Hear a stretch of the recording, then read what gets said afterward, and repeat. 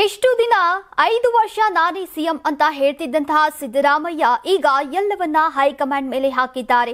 High command ತೀರ್ಮಾನ ಮಾಡಿದ್ರೆ 5 ವರ್ಷ ತಾವೇ ಸಿಎಂ ಆಗಿ ಮುಂದುವರಿಯೋದಾಗಿ ಹೇಳಿದ್ದಾರೆ.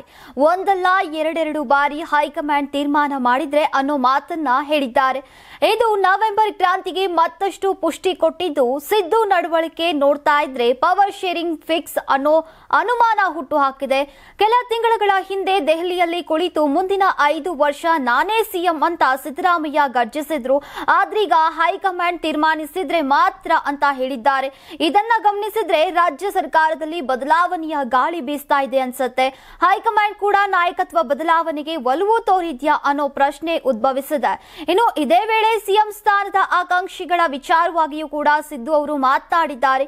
ಪ್ರಜಾಪ್ರಭುತ್ವ ವ್ಯವಸ್ಥೆಯಲ್ಲಿ ಸ್ಪರ್ಧೆಯಲ್ಲಿ ಇರಬೇಡಿ ಅಂತ ಹೇಳೋಕೆ ಆಗಲ್ಲ. ನಾನು ಮುಖ್ಯಮಂತ್ರಿ ಸ್ಥಾನದ ಅಭ್ಯರ್ಥಿ ಅಂತ ಹೇಳಿಕೊಳ್ಳುವುದು ಅದರ ಹಕ್ಕು ಮತ್ತು ಈಗ ಅಂತಿಮವಾಗಿ ಹೈಕಮಾಂಡ್ ತೀರ್ಮಾನ ಮಾಡುತ್ತೆ. ಪದೇ ಪದೇ ಸಿಎಂ ಬದಲಾವಣೆ ವಿಷಯ ಚರ್ಚೆಗೆ ಬರ್ತಾ ಇದೆಯಲ್ವಾ ಅಂತ ಮಾಧ್ಯಮಗಳು ಪ್ರಶ್ನಿಸಿದ್ರು. ಇದಕ್ಕೆ ಹಾಸ್ಯಮಯವಾಗಿಯೇ ಸಿಎಂ ಅವರು ಮಾತನಾಡಿದ್ದು, ನೀವು ಪದೇ ಪದೇ ಕೇಳೋದಕ್ಕೆ ಪದೇ ಪದೇ ಚರ್ಚೆಗೆ ಬರ್ತಾ ಇದೆ ಅಂತ ಹಾಸ್ಯ ಚಟಾಕಿ ಹಾರಿಸಿದ್ದಾರೆ.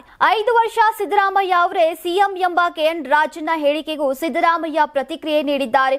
ಅದು ಅವರ ಸ್ವಂತ ಅಭಿಪ್ರಾಯ ಎಂದಷ್ಟೇ ಹೇಳಿ ಸಿದ್ದರಾಮಯ್ಯ ಸೈಲೆಂಟ್ ಆದ್ರು.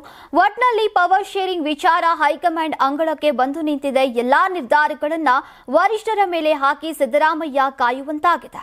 ನೀವು ಸಣ್ಣ ಆಗ್ಬೇಕಲ್ವಾ? ಅದು ಒಂದು ಉತ್ತಮ ಆಹಾರದಿಂದ ಸಣ್ಣ ಆಗ್ಬೇಕಲ್ವಾ? ಪ್ರತಿದಿನ ನಮ್ಮ ಜೀನಿ ಸ್ಲಿಮ್ ನ ಯೂಸ್ ಮಾಡಿ ಯಾವುದೇ ಸೈಡ್ ಎಫೆಕ್ಟ್ ಇಲ್ದಂಗೆ ನೀವು ಸಣ್ಣ ಆಗ್ತೀರಾ.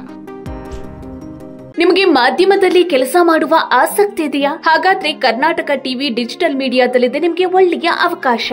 ಆಯ್ಕೆಯಾದವರಿಗೆ ಉಚಿತ ತರಬೇತಿ ಕೊಡ್ತೀವಿ. ತರಬೇತಿ ನಂತರ ಕೆಲಸ ಮಾಡುವ ಅವಕಾಶನೂ ಕೊಡ್ತೀವಿ. ಈ ಕೂಡಲೇ ನಿಮ್ಮ ಮಾಹಿತಿಯನ್ನ ಮೇಲ್ ಮಾಡಿ.